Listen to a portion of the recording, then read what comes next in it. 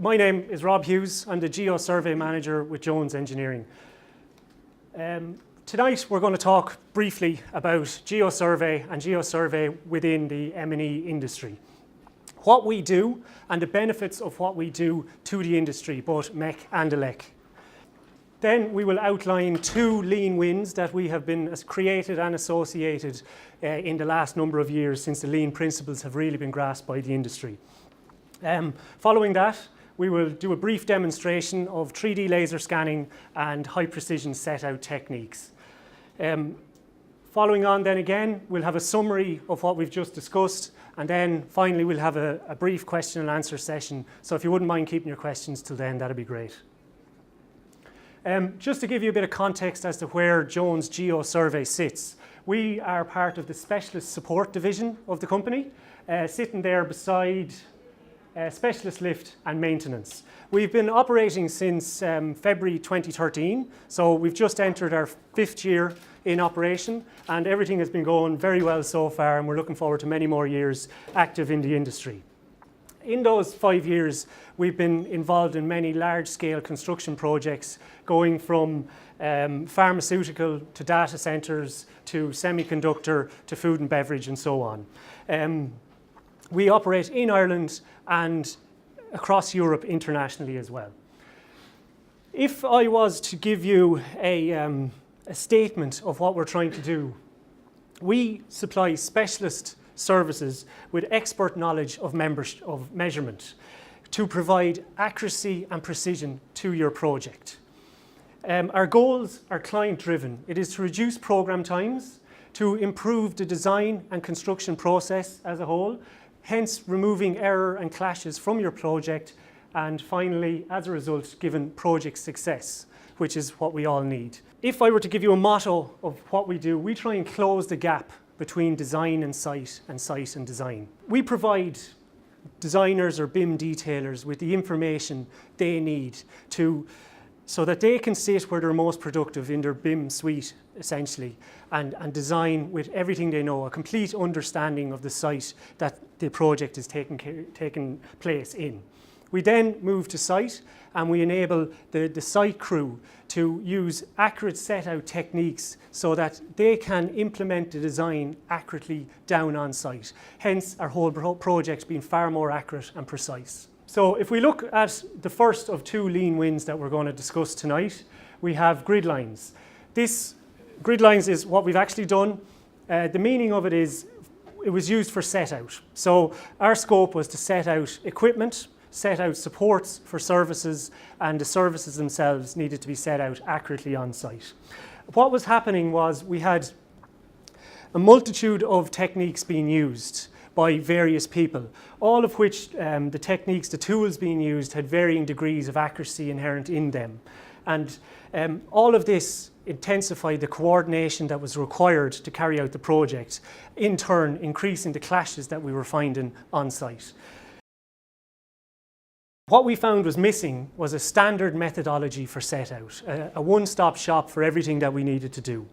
We needed a consistent approach to set out so that there was no queries or no grey areas.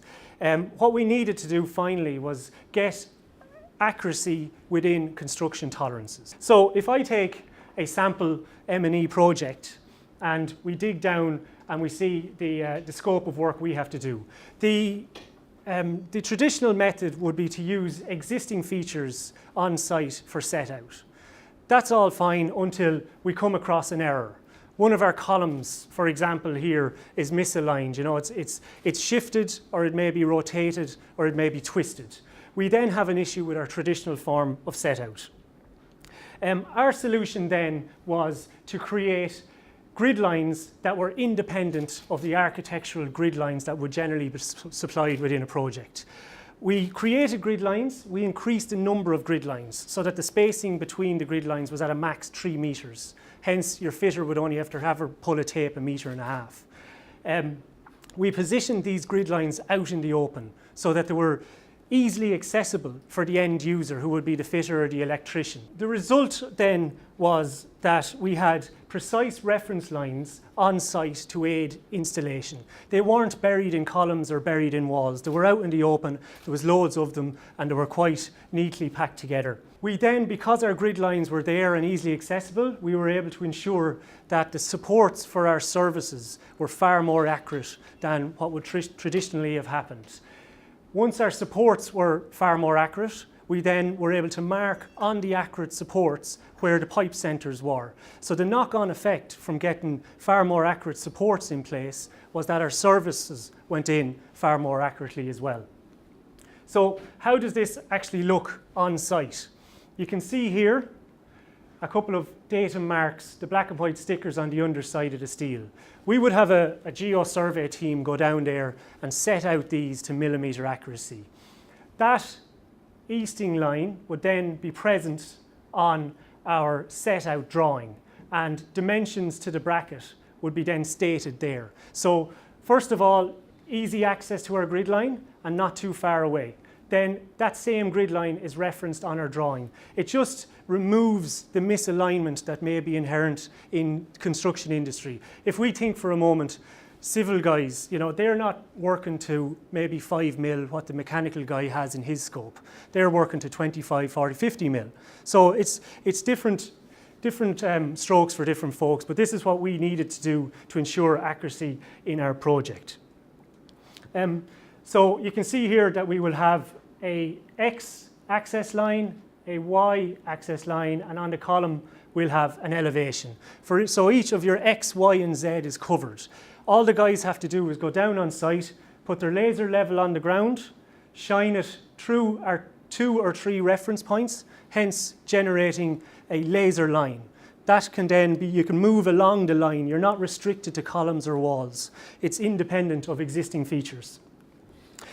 What we've found as a result of this is that we've created a systematic, coordinated approach to set out, which has had a knock-on positive effect on our projects. We've been able to improve our accuracy so that we can meet the tolerances stated in our scope of work. We can get down confidently, we can say our installations to 5 mil consistently. We can then maximise off-site fabrication also, because of the confidence that we have that our design has been implemented accurately on site. We can do off-site fabrication more and more because it's going to go in right. Once our design is right, we won't have clashes on site because our installation is going in accurately. All of this then reduces rework. So it's a positive effect to the project that we have. Any reduction in rework is a significant advantage we can have. So once again, the benefits of our new grid line system: we have improved levels of accuracy. We're getting down to where we need to be to meet our construction tolerances stated on our scope of work. We've reduced rework. If we have rework in an average project of, I don't know, let's say 10%, for example, if we can get that down by 2 or 3% by introducing a systematic, controlled approach to set out, surely it's a positive, surely it's a lean win, and that's what we've done. Productivity improvement. This is based on an actual project that was taking place. So early stages of the project, we were really suffering. We were falling behind. Things weren't happening right for us. We then brought in our new grid line system, and our bracket install crew saw a 75% increase in efficiency by the bracket crew alone, because there was no messing around with columns twisted, rotated, misaligned, trying to get to it. Your grid line is there in the open, and you can move along it because it's a laser line, and you can pull your tape off it for your required dimension. Now, moving on to our second lean win, which is 3D laser scanning.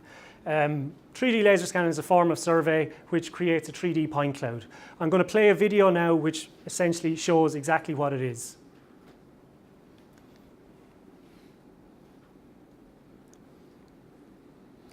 So this is a point cloud, the result of a 3D laser scan survey of a pharmaceutical plant in Ireland. You can get your mind here around the volume and the detail of the data collected from the survey. We now use this information as background information. We don't need to remodel the existing area. We don't have to spend weeks and months modelling from record drawings which may or may not be right. We use this as background information. So if we need to install new headers or new containment, we know exactly what's there, we know where it is, and we know we can avoid it by picking an effective route through our point cloud. So I'll leave you to just take that in there for a moment.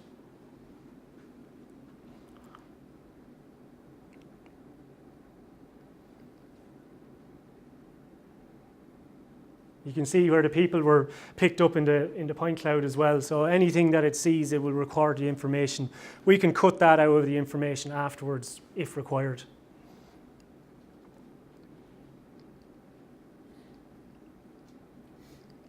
Sorry, Rob, as we're looking, how long was that taken to develop? That was 3 days, I think.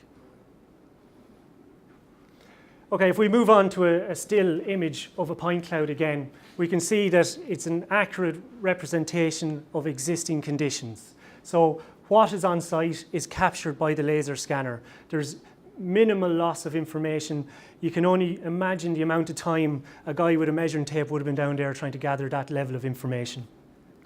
It's millimeter accurate detail, and it gives confidence to design so that they essentially don't have to visit the site at all. They have it here at their fingertips that they can go through, inspect in close-up reference as well. If we move on to our supporting elements aligned with limitations of site, because all factors are accounted for, we're able to off-site fabricate. We're able to take it away, create our supports in a designated warehouse, bring them down to site and put them in place, knowing that we have designed them based on millimeter accurate information. There is no interruption to production as well with this piece of equipment. Because it is a remote sensory device, it doesn't have to go up and do it. We don't touch the equipment. It's all recorded remotely as well. Then once we know that our installation, our supports are in correctly, we can then have coordination and class-free alignment of our services. So we know our supports are incorrect because they were measured from a correct basis and they've been set out correctly as per our grid line lean win earlier. We then know that our supports are right, and our services are then in right because our supports are in the right place. This allows us to construct to design exactly to the millimeter because the knowledge is there of the site conditions as they stand pre-project. It minimizes reworks because once again we can off-site fabricate. The amount of on-site welding and cutting is reduced because of our knowledge of the environment that we're working in. It then adds schedule certainty because of the reduction in reworks. We understand our environment and so on. Everything's going in accurately and we're happy with our project. So we're now going to carry out a brief demonstration. So what we did was we laser scanned the room earlier today and we've set up a control network in here, and we're going to review the laser scan information, and we're going to use our total station to use high precision set out of an element that we might have to install. So I'm going to ask Pat to come up and drive that. So this is TrueView. It's a completely free software for viewing the laser scan information. So you can see as Pat rotates around here, you're picking up everything in the room that we sit in at the moment. Now obviously it was slightly different, so you can see the great job the hotel has done in preparing the room for us. So we can go and we can take a coordinate. So Pat, if we take the center of the microphone above us, the speaker, so just click on the center of that. And you can see our coordinate is punched out over here. So we know in a control system exactly where the center of that microphone is. Now, if we want to take a measurement of it, so for example, if we take from the ceiling down to the floor, you can see here that it's given us a change in height of 2.696 meters. So you're floor to ceiling is roughly 2.7 meters. And that's without ever going down to site. So if you want to install something now, your BIM detailer, your designer can do that in the knowledge that he understands his site conditions without ever going down there. It's a far more lean process than having your creative guy coming down here with measuring tapes and trying to figure out what's going on. So Pat, we've done 2 scans in the room, one from the top of the room and one from roughly on the bottom of the room. So you can see there the 2 yellow triangles are our scan locations. And we jump down to the bottom of the room and we can inspect down there from a slightly different perspective. Okay, so we're now looking exactly up at the screen as you guys are looking. What we'll do now is we'll do our high precision set out. So what we will try and do is we'll try and imagine this panel here isn't actually there and we're going to install it. Okay, so Pat is going to navigate down to where, let's imagine our BIM guy or our designer is after telling us where that panel is. He's then going to click on the top right hand corner of it, which shoots us out an X, Y and Z coordinate. He's then going to punch that into our logger for our total station, and we're going to get, fingers crossed, get the total station to rotate remotely, pointing the laser at a specific point that we want to install our new panel. So he's just reading the coordinates off there again.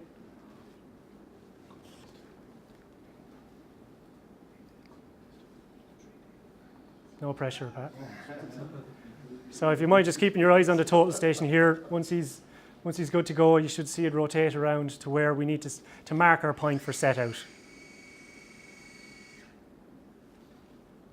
So you can see the laser has pinpointed exactly where we need to install that panel in the future. We come along, we mark it, and then our electrician or whoever else is associated with it literally bangs their hole in the wall and does whatever they do with that marked point. That's great, thanks Pat. Just a quick question there. Does that station know where it is? We have orientated that station to this room. So you can get a GPS and a total station combination. So that only works external, obviously. So if you were working in a large plant and you wanted it to know where it was, you would need a control network. And most plants from construction, new construct now, would have a control network in place. I'll just finish out where we are. So the benefits of 3D laser scanning: there is no interruption to production. We don't touch anything with this piece of equipment. We don't want to touch anything with this piece of equipment. There's a greater level of accuracy. As you've seen from the result of the scan, you're getting down to millimeter accuracy, and it's interpretable by remote people. People who have never been to site can visually inspect it, and they're very familiar with the site straight away. It gives you schedule certainty. It's minimizing reworks all the time because the BIM detailer, the designer, is in their most productive place, not driving up and to from site. They're where they're most productive. It gives you schedule certainty and a reduction in reworks. All mean cost certainty, benefit to ourselves and benefit to the client in the long run. Now, I'd like to invite any questions you may have, and I'll try and answer them. Yes? Would it be a metric for how many surveys you need per amount of brackets? Would it be a metric for how many surveys you need for how many brackets? Yeah. You'd be looking to? Yeah, well, we were faced with a project where there was huge amount of brackets to be installed, and that's how we ended up at the grid lines, because we were looking at 10s, 20, 30 surveyors to keep the bracket crew supported. We couldn't possibly do that because the price of this equipment is quite significant. So we had to look at it and create our grid line system, which put it back on the installer. Now you have accurate reference, you're able to do it yourself. We will do a QC check on what you do to make sure you're doing it correctly. Also, you do it before and afterwards as well? We set out the grid lines before, and then during install, we will do a QC check of like 1 in 50 brackets. Okay? And I was wondering, why wouldn't you put the coordinates on the targets? Here? I presume that they'd be the same.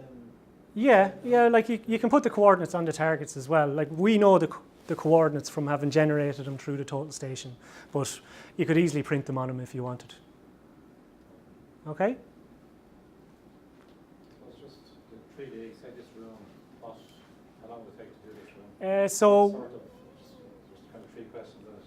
Yeah. How long would it take to do it? What sort of limitations is there on the accuracy of the 3D over distance if it was a larger area?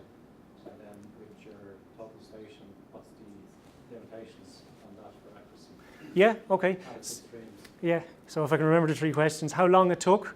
We did 2 scans here. I did an arbitrary network, so this is just floating in space. I haven't tied it down to the Irish grid or anything like that.